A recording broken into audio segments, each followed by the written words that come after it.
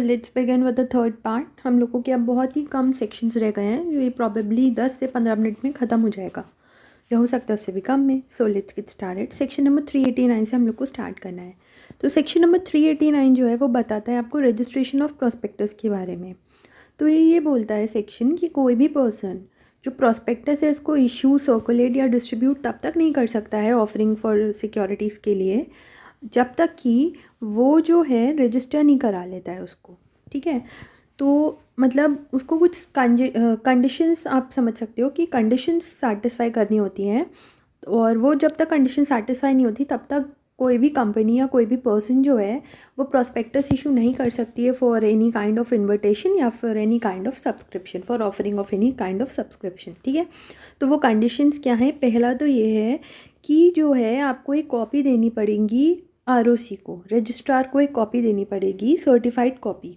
ठीक है, अब वो सर्टिफाइड कॉपी किस चीज़ की होगी? सर्टिफाइड कॉपी होगी जो सर्टिफाई करी होगी चेयरपर्सन ने एंड 2 अदर डायरेक्टर्स ने, जो कि रिजोल्यूशन से अप्रूव हुए हैं मैनेजिंग बॉडी के, और उन्होंने क्या करा है, उन्होंने एक सर्टिफाइड कॉपी दी है।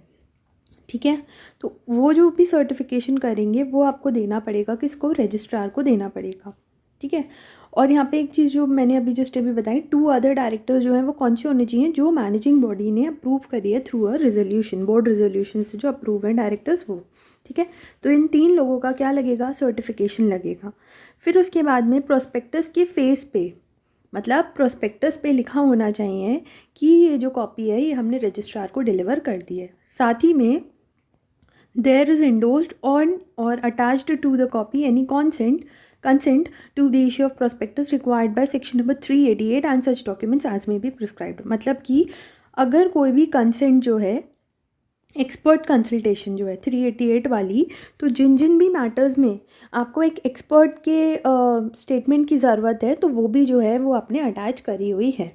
ठीक है, और अगर कोई भी और प्रिस्क्राइब्ड डॉक्यूमेंट्स हैं वो भी जो है वो अटैच्ड हैं और एनेक्स्ड हैं प्रॉपर्ली, तभी जो है वो माना जाएगा कि वो एक वैलिड प्रोस्पेक्टस है और आप उसको फिर इशू कर सकते हो। ठीक है, जो आपका कंपनी रूल्स है ना, उसने कुछ चीज़ें जो हैं वो दी हुई हैं कि मतलब ये चीज़ें आपको प्रोस्पेक्टस के साथ में एनेक्स करनी है। तो एक तो वही हो गया कि एक्सपर्ट की कंसेंट लगेगी 388 वाली। फिर उसके बाद में इन्होंने बोला कि एक जो है कॉपी होगी ऑफ कॉन्ट्रैक्ट और memorandum for appointment of MD और मैनेजर। तो एक कॉपी ऑफ कॉन्ट्रैक्ट जो है वो भी एनेक्स करी जाएगी, क्योंकि जो भी आपके मैनेजिंग डायरेक्टर होंगे या मैनेजर होंगे, ठीक है, तो उनके मतलब उनके बारे में भी लोगों को पता होना चाहिए। तो इसलिए इन्होंने बोला कि एक तो कंसेंट की कॉपी एनेक्स करोगे प्रोस्पेक्टस के साथ में। स्टेटमेंट वाली बात तो अलग हो गई, यहाँ पर इन्होंने क्या बोला?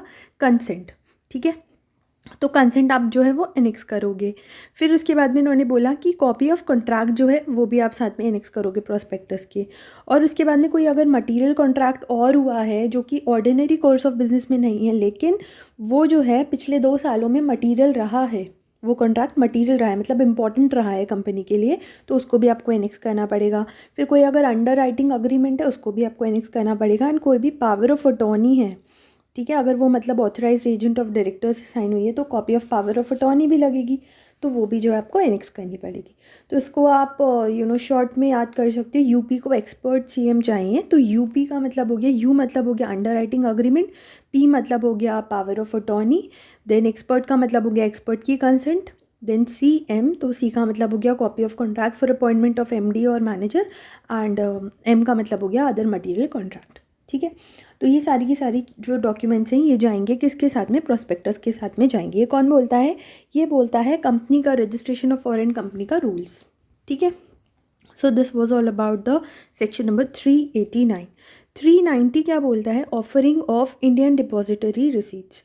अब अगर आप कोई आईडीआर ऑफ़र कर रहे हो तो आईडीआर का मतलब क्या होता है? आईडीआर का मतलब होता है कोई भी इंस्ट्रूमेंट जो कि डिपॉजिटरी की फॉर्म में होता है, and that is created by the domestic depository जो कि इंडिया में है। एंड वो ऑथराइज़ कौन करता है? वो ऑथराइज़ करता है जो कंपनी इंडिया के बाहर है, तो वो जो है वो होती है आपकी इंडियन डिपॉजिटरी रिसीट्स। मतलब कि वो हुई तो डोमेस्टिक डिपॉजिटरी में है बट ऑथराइज उसको फॉरेन कंपनी ने करा है। तो सेक्शन नंबर 390 क्या बोलता है? सेक्शन नंबर 390 ये बोलता है not with standing any thing that is contained in any other law for the time being in force. जो सेंट्रल गवर्नमेंट है ना, वो कुछ रूल्स बना सकती है। मतलब इन्होंने बोला कि अभी तो ऐसा कुछ मतलब है नहीं, और जो कुछ लिखा है उसके साथ में ऐसा इन्होंने कुछ अभी लिखा नहीं, लेकिन सेंट्रल गवर्नमेंट जो है वो क्या कर सकती है, वो रूल्स बना सकती है किस regarding for the offer of IDR, for the requirement of disclosures और letter of offer, for the manner जिसमें आईडीआर जो है वो डील करा जाएगा डिपॉजिटरी मोड और अंडर राइटर्स के थ्रू, एंड जो भी मैनर ऑफ सेल, ट्रांसफ़र और ट्रांसमिशन होगा आईडीआर्स का। ठीक है, तो सीजी जो है इसका क्रक्स यही है कि सीजी जो है वो रूल्स बनाएगा और जो है इन सारी की सारी चीज़ों को जो है वो हम डील करेंगे फिर। ठीक है, तो अगर कुछ भी ऐसा होगा आईडीआर से रिलेटेड तो सीजी रूल्स बनाएगा। नो कंपनी इनकॉर्पोरेटेड और to be incorporated outside India whether the company has or not established or may establish unless it complies with the conditions जो इस रूल में है। In addition to the SEBI के rules भी जो है वो यहाँ लगेंगे और जो डायरेक्शन है आरबीआई की वो भी लगेंगे। तो इसका अगर हम क्रक्स देखें ना इस पूरे सेक्शन का 390 का, तो इसमें 3 बातें निकली हैं। सीजी जो है रूल्स निकालेगी, आरबीआई का ट्रांजैक्शन और सेबी एलओडीआर के रूल्स जो है वो हमें फॉलो करने पड़ेंगे। ठीक है, तो इसमें बस इतना ही है। और इन्होंने ये बोला है कि जो आपके सेक्शन नंबर 234 है मर्जर अमलगमेशन वाला, तो उसके जो रूल्स हैं वो अप्लाई हो जाएंगे अगर कोई मर्जर अमलगमेशन होगा। और इसमें भी अगैन आरबीआई की consultation, notification by central government, तो ये सारी की चीज़ें हैं। ठीक है, वैसे ये सेक्शन नंबर 234 के साथ में आप अगर इसको पढ़ोगे तो ज़्यादा बेटर रहेगा। मैं आपको एक काम करती हूँ, इसका पूरा क्रक्स बता देती हूँ इस पैराग्राफ का। तो इस पूरे का क्रक्स यही है कि जो आपके मर्जर अमलगमेशन वाले सेक्शन नंबर 234 के प्रोविजंस है ना, वो भी इसमें एज इट इज़ एप्लीकेबल हो जाएंगे। एंड जो सेंट्रल गवर्नमेंट है वो क्या कर सकती है, वो रूल्स बना सकती है इन कंसल्टेशन विद आरबीआई। और फिर इन्होंने एक चीज़ यहाँ पर और स्टेट करी है कि अगर जो है फॉरेन कंपनी प्रायर अप्रूवल के साथ में आरबीआई की किसी कंपनी के साथ में रजिस्टर भी हो सकती है, मर्ज भी हो सकती है। बेसिकली यहाँ पे ना फॉरेन कंपनी के मर्जर की बात हो रही है, तो वो जो है वो चाहे तो वो मर्ज हो सकती है फॉरेन कंपनी भी, लेकिन टर्म्स, कंडीशंस, रूल्स ये सब कौन डिसाइड करेगा, सीजी और आपका आरबीआई। ठीक है, और इसके बाद में उन्होंने ये भी बोला कि कंसिडरेशन की फॉर्म ऐसा ज़रूरी नहीं कि सिर्फ कैश में ही हो, ये कैश भी हो सकती है, डिपॉजिटरी रिसीट्स की फॉर्म में भी हो सकती है, और जो है पार्टली भी हो सकता है, like partly in depository receipts and partly in cash. तो ये जो कॉन्सेप्ट होता है ना आईडीआर का, आईडीआर का, तो ये बेसिकली इसलिए होता है, लाइक फॉरेन कंपनी जो है वो अगर चाहे कि उसको जो है फंड्स चाहिए इंडिया से, तो वो क्या करती है ना, वो कुछ शेयर्स जो है वो डिपॉजिटरीज़ को दे देती है। जैसे फॉरेन कंपनी को कुछ फंड्स चाहिए तो वो क्या करेगी, वो कुछ शेयर्स जो इंडियन डिपॉजिटरीज़ हैं उनको दे देगी और उनसे क्या ले लेगी, कैश ले लेगी। ठीक है, तो एक तरह से जैसे कंपनीज़ को भी अगर फंड रेस करना होता है तो वो डिबेंचर्स की फॉर्म में करते हैं, वही चीज़ यहाँ पर है। ठीक है, अब such depository keeps shares of foreign company with itself, और वो क्या करते हैं, वो आईडीआर जो कि इंडियन रुपीज़ में होते हैं वो इंडियन इन्वेस्टर्स को दे देते हैं। रुको मैं आपको इसका चार्ट बना के बता देती हूँ जिससे आपको ये क्लियर हो जाएगा। जैसे फॉरेन कंपनी है, ठीक है, फॉरेन कंपनी को क्या चाहिए, पैसे चाहिए, तो वो क्या करेगी, वो जाएगी आईडीआर के पास में जो कि इंडिया में है, और वो क्या करेगी, आप मुझे कैश दे दो और आप मुझसे क्या ले लो, आप मुझसे शेयर्स ले लो। फॉरेन कंपनी जो है वो शेयर्स दे देगी किसको, आईडीआर को। अब ये है आईडीआर, ये है इंडिया में। अब यहाँ पर कोई आए मिस्टर ए, ठीक है, अब मिस्टर ए आए तो आईडीआर के पास ये गए, तो आईडीआर ने क्या कर, आईडीआर ने इनको क्या करा, आईडीआर ने इनको इशू कर दिए, मतलब इन्होंने फॉरेन कंपनी की शेयर्स रख लिए। अब इन्होंने क्या करा, इन्होंने इशू कर दिए जो इंडिया का इन्वेस्टर है, तो इंडिया के इन्वेस्टर ने आईडीआर में रुपीज़ डाला, और इन्होंने क्या करा, इंडियन डिपॉजिटरी रिसीट्स ने जो इंडियन सिटीज़न है उसको क्या करा, उसको आईडीआर जो है वो इशू कर दिए। ठीक है, तो ये वाला जो मनी होगा, such money of investors in IDR, तो वो जो है अब यहाँ से जो पैसा मिलेगा, आईडीआर के पास में पैसा कहाँ से आएगा, आईडीआर के पास में पैसा इंडिया के लोगों से ही तो आएगा। ठीक है, तो रुको मैं ना ये एक बार आपको और क्लियर कर देती हूँ। यहाँ से मैं आपको ये दोबारा बताती हूँ, थोड़ा सा डिस्टर्बिंग हो गया था। ये है फॉरेन कंपनी को चाहिए थे पैसे। ये है एक आईडीआर, इंडियन डिपॉजिटरी रिसीट्स, जो कि ऑब्वियसली इंडिया में है, और ये कोई है मिस्टर ए।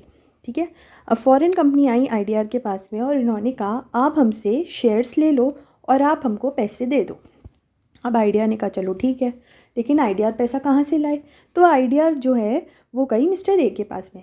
मतलब आईडीआर ने बेसिकली वो निकाला, कुछ ऑफरिंग निकाली, जैसे हम लोग इन्वेस्ट करते हैं ना, तो इसी तरह से मिस्टर ए जो थे कोई इन्वेस्टर थे, तो आईडीआर ने कुछ ऑफ़र निकाला और मिस्टर ए ने उसमें क्या करा, मिस्टर ए ने उसमें इन्वेस्ट कर दिया। और मिस्टर ए को आइडिया ने क्या कर दी, आइडिया ने कुछ वो दे दिए, आइडियाज़ दे दिए, उसको इशू कर दिए आइडियाज़, और इनसे क्या मिल गया, उनको कैश मिल गया जो इन्वेस्टर्स थे। ठीक है, अब ये जो कैश आ गया आईडीआर के पास में, तो आईडीआर क्या करेगी, ये वाला जो कैश आया ये फॉरेन कंपनी को दे देगी, और फॉरेन कंपनी आईडीआर को क्या दे देगी, शेयर्स दे देगी। ठीक है, अब जब आईडीआर के पास में शेयर्स आ जाएंगे तो वो जो है वो जो भी फर्दर इन्वेस्टर्स होंगे उनको शेयर कर देगी। तो इस तरह से जो है वो कुछ वर्किंग चलती है। ठीक है, ऑल्दो इसका कुछ वैसा नहीं दे रखा बट ये मैंने साइड में नोट कर रखा था, सो आई थॉट कि आप लोग के साथ भी ये शेयर कर दूँ।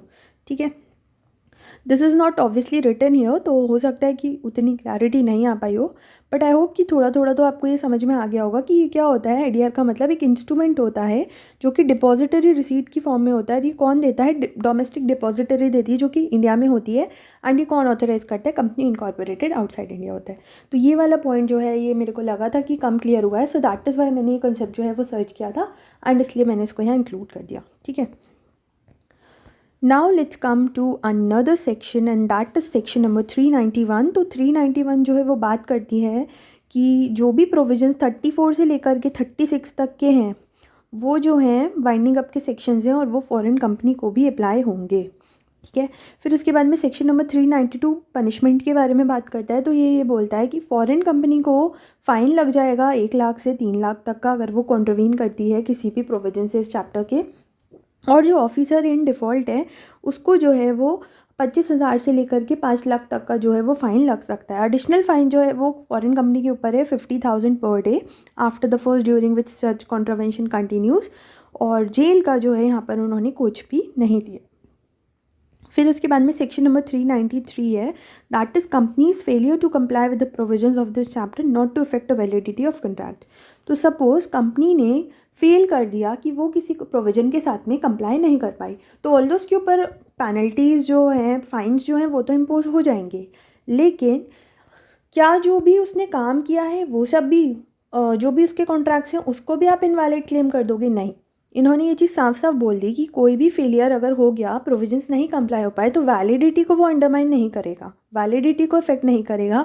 ना ही कोई कंपनी ने अगर ट्रांजैक्शन एंटर किया है तो उसको या उसकी लायबिलिटी को किसी भी तरह से इफेक्ट करेगा, बल्कि बस कंपनी के ऊपर ये एक प्रॉब्लम लग जाएगी कि जब तक कि वो प्रोविजंस के साथ में कंप्लाई नहीं कर लेता है तब तक उसको इंटाइटलमेंट नहीं होगा किस चीज़ का, कि कोई वो स्यूट क्लेम या कोई सेट ऑफ या कोई काउंटर क्लेम या इंस्टीट्यूट करे कोई लीगल प्रोसीडिंग या फिर वो डील करे किसी भी ट्रांजैक्शन में, जब तक कि कंपनी जो है वो कंप्लाई नहीं कर लेती है सारे के सारे प्रोविजंस के साथ में। ठीक है, फिर उसके बाद में आपको एग्जम्पशंस के बारे में बताया। तो सेंट्रल गवर्नमेंट ने क्या करा है, सेंट्रल गवर्नमेंट ने एग्जम्पशन दे दी है। किसकी बात की एग्जम्पशन, किस किस को दी है, पहले तो फॉरेन कंपनी को दी है और कंपनी इनकॉर्पोरेटेड आउटसाइड इंडिया को दी है, चाहे उनकी प्लेस ऑफ बिजनेस इंडिया में है चाहे नहीं है।